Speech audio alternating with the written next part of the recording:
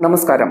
മാസപ്പടി കേസുമായി ബന്ധപ്പെട്ട് പ്രതിപക്ഷ നേതാവായ പിണറായി വിജയന്റെ തിരുവനന്തപുരത്തെ വസതിയിൽ റെയ്ഡിനെത്തിയ എൻഫോഴ്സ്മെന്റ് ഡയറക്ടറേറ്റ് ഉദ്യോഗസ്ഥരെ ആക്രമിച്ച കേസിലെ CPMകാരായ പ്രതികൾ ജയിലിൽ കിടന്നു മടുക്കുന്നു.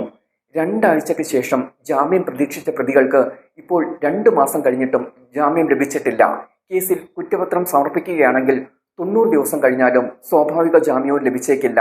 കേസിൽ പ്രതികൾ പുറത്തു വരാതിരിക്കാൻ ഭാഗിക കുറ്റപത്രം സമർപ്പിക്കാൻ അന്വേഷണ സംഘം ഒരുങ്ങുകയാണ്. ഇതോടെ ED ആക്രമണ കേസിലെ പ്രതികൾ വലയുമെന്ന് ഉറപ്പായി കഴിഞ്ഞു. 24ഓളം പ്രവർത്തകർ 60 ദിവസത്തിലേറെയായി ജയിലിൽ കഴിയുകയാണ്. ജാമ്യം തേടി കേസിലെ പ്രതികൾ ഹൈക്കോടതിയെ സമീപിച്ചിട്ടുണ്ട്.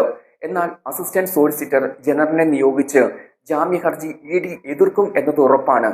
ഭാഗിക കുറ്റപത്രം വന്നാൽ കേസിൽ പ്രതികൾക്ക് ജാമ്യം എന്നത് സ്വപ്നമായി മാറുന്ന അവസ്ഥയുമുണ്ട്.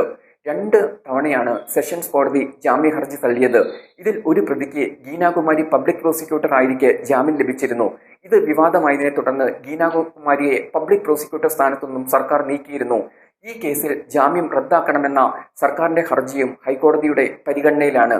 ഈ കഴിഞ്ഞ ദിവസമാണ് ആക്രമണത്തിനിരയായ കാർ ഉടമയ്ക്ക് ED കാർ നന്നാക്കാനുള്ള പണം നൽകിയത്.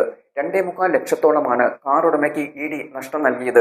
CPM നഷ്ടപരിഹാരം നൽകുമെന്ന് ആദ്യം വാഗ്ദാനം നൽകിയെങ്കിലും പിന്നീട് പിന്മാറുകയായിരുന്നു. ഇത് വാർത്തയായതോടെയാണ് ED നേരിട്ട് നഷ്ടം നൽകിയത്. CMRL എക്സാലോജിക് സൊല്യൂഷൻസ് മാസപ്പടി കേസുമായി ബന്ധപ്പെട്ടാണ് പിണറായി വിജയന്റെ ബേക്കറി ജംഗ്ഷനിലെ വസതിയിൽ ED ഉദ്യോഗസ്ഥർ പരിശോധന നടത്തിയത്. വീണ ഈ വീട്ടിലാണ് താമസിക്കുന്നത് എന്നതുകൊണ്ടാണ് ED പിണറായിയുടെ വീട്ടിലേക്ക് എത്തിയത്. റെയ്ഡ് കഴിഞ്ഞു ED ഉദ്യോഗസ്ഥർ പുറത്തെത്തിയതോടെ CPMകാരായ പ്രതികൾ ED സംഘത്തിന്റെ കാർ വളഞ്ഞിട്ട് ആക്രമിക്കുകയായിരുന്നു. ആക്രമണത്തിൽ ED ഉദ്യോഗസ്ഥരുടെ കാറുകൾക്ക് ഗുരുതരമായ കേടുപാടുകൾ സംഭവിക്കുകയും ഉദ്യോഗസ്ഥർക്കും ഡ്രൈവർക്കും അടക്കം പരിക്കേൽക്കുകയും ചെയ്തിരുന്നു. തുടർന്നാണ് CPMകാരായ പ്രതികൾ അറസ്റ്റിലായത്. പക്ഷേ ഇവർക്ക് ഇതുവരെ ജാമ്യം ലഭിച്ചില്ല. ജാമ്യം ലഭിക്കാനുള്ള സാധ്യതയും കേസിൽ കുറഞ്ഞു വരികയാണ്. അതുകൊണ്ടാണ് പ്രതികൾ ഹൈക്കോടതിയെ സമീപിച്ചിരിക്കുന്നത്.